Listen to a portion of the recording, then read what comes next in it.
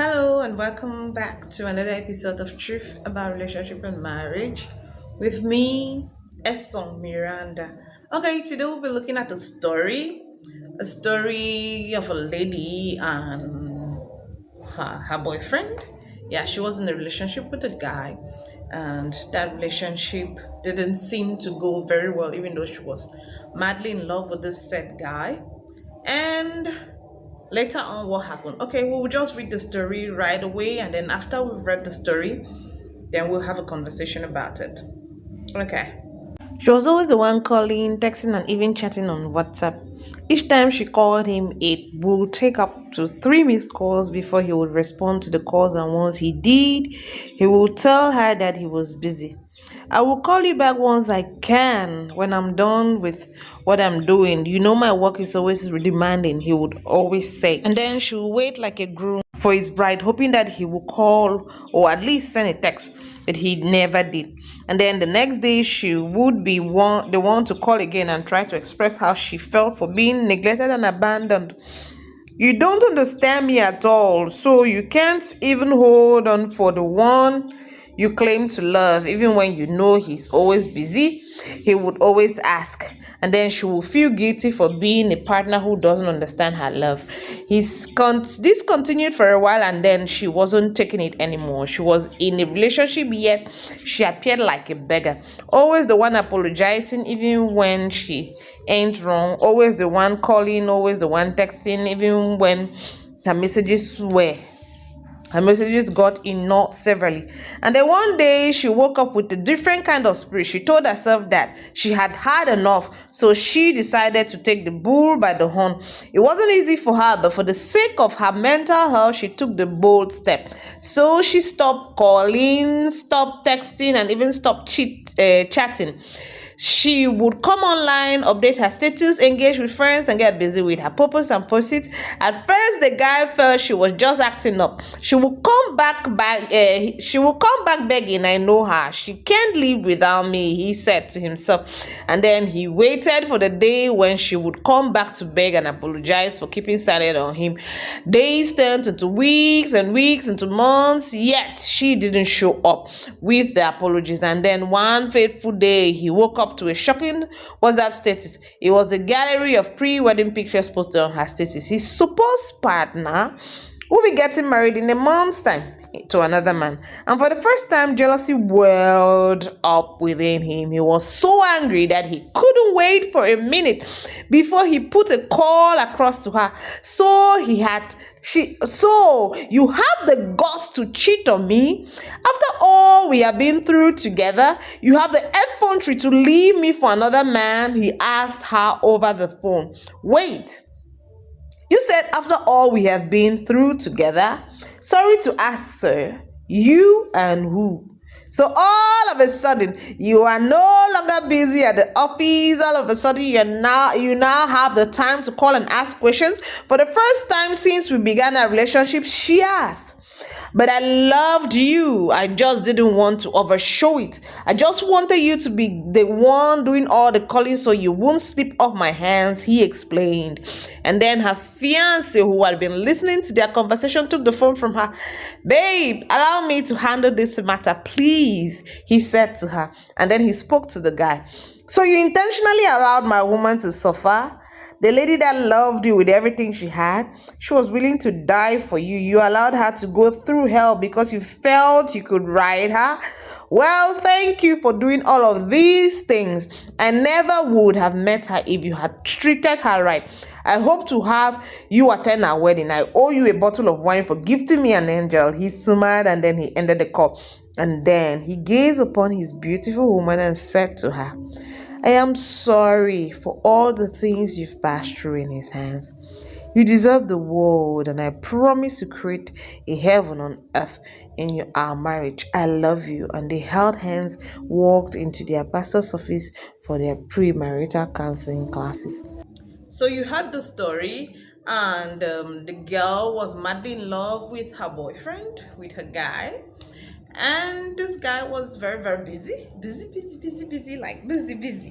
Okay, I don't know how true the business was, or it was just, Come on, he might be working and could be busy, but then first thing in every relationship as a woman or even as a man, you should look at how much attention, how much interest this person pays to you.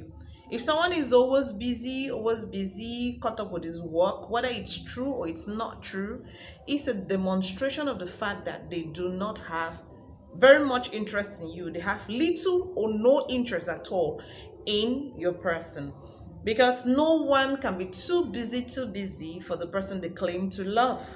If you love someone, then you'll be interested in knowing how the person is doing, how the person is faring. I mean, you'll be interested in having conversations with the person and all that, no matter how shy you are, no matter how tight your schedule is.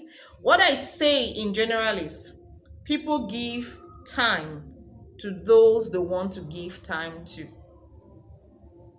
So if someone is calling you, if someone is visiting you, if someone is paying attention to you, it's not because they do not have any other thing to do, but it's because they value the relationship they have with you, they value you as a person. That's why they are giving you their time, because time cannot be bought with money. So in this relationship that this girl had, the first sign that she was supposed to actually pick up was the fact that the man had no time for her. And good thing is she finally understood. She finally understood that the man had no time. The second thing we have to pick up from this story is the fact that the lady was calling every time. She was the first person to call. Each time she was always the first person to reach out. She will call him and then he will not return the calls even though he has missed them. And she was always the first person reaching out. If you're in a relationship and you think that, or you feel that you're the only person carrying that relationship, you're always the person making the first move, you're always the person bringing up new ideas, in fact, you're the one carrying the relationship, then there is a problem. Because either as a man or as a woman, once you make the first move from time to time, your partner should be able to reciprocate that. If you're always the one calling and the person is never calling you back, never reaching out first, then you should be asking yourself a question. Is this relationship balanced?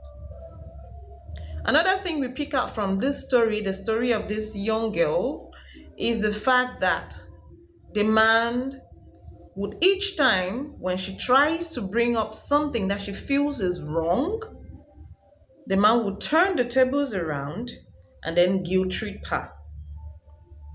When she would say, you saw my calls, you saw my messages, and you didn't respond, or you didn't reach out again to tell me that you saw them, or even call back, and then the man would tell her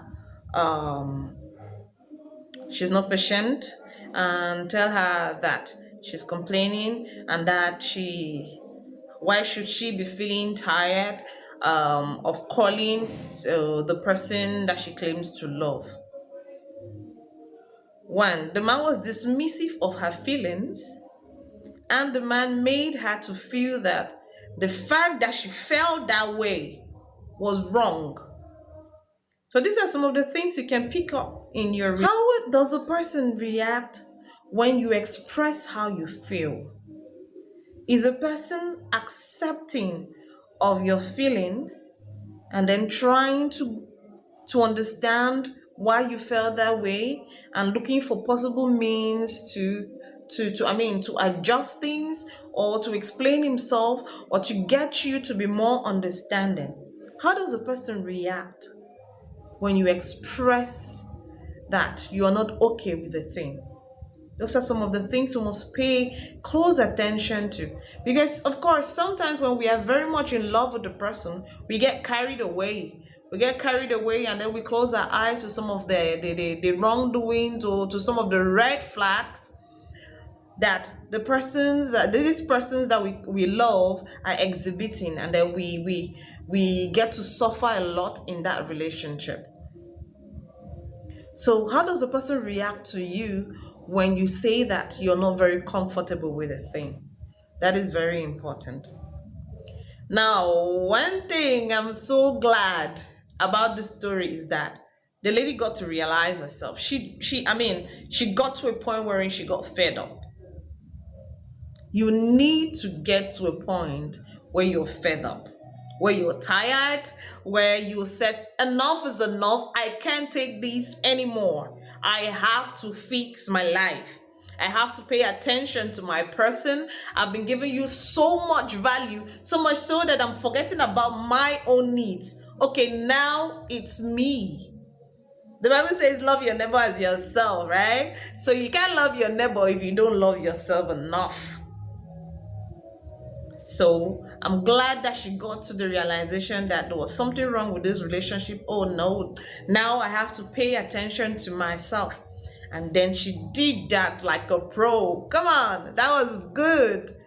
So she regained herself, paid more attention to herself, lived her life as if nothing was there, while the guy was there waiting for her to come back running, begging and apologizing as usual. But then she had moved. So are you still sitting in a relationship where no one is having, the person with whom you're in a relationship with is not having your time, doesn't even care about you, doesn't care about your needs, and you're still there hoping that the person will change? Baby girl, it's time to move. It's time to move. It's time to move. Okay, if you're looking for a sign, this is a sign. This is your sign that you have to move, girl. It's time to move. One thing I want us to pick from her fiance, the guy she was about to marry, her newfound love, from his attitude, was the fact that he was ready to defend his woman. Yeah, he took up the phone and said, so were you the one who was causing my baby all these troubles? Were you the one who would treat a woman who loves you and who is ready to die for you just like she never meant anything at all? Anyway, thank you because you did that. If not, I wouldn't be having her, right? So you deserve a bottle of drink. When I saw that in that story, I was so impressed. I was so impressed. I was like, oh yeah, this is the right thing to do. A man who is ready to defend you, to stand up for you, that is the one. That is the one. So she found herself gold. This is good. And then he didn't only end there by defending her.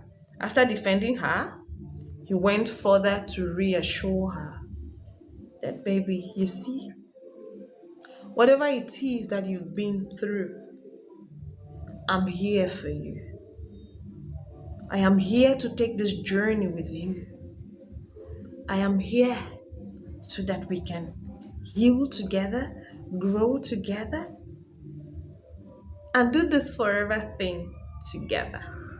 If you have a man who says these things and who is ready to act on this, who's not just saying it for words, right? Because saying it is the first thing, showing that kind of interest, but you see from his actions, he backs these words with actions. Baby girl, you found yourself gold.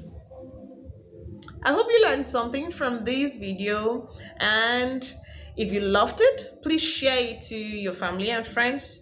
Share it to a friend, of course. Share it to a friend, and leave us a comment. Follow us if you're not yet following us. Like our video, and we will see you in our next video. Bye bye.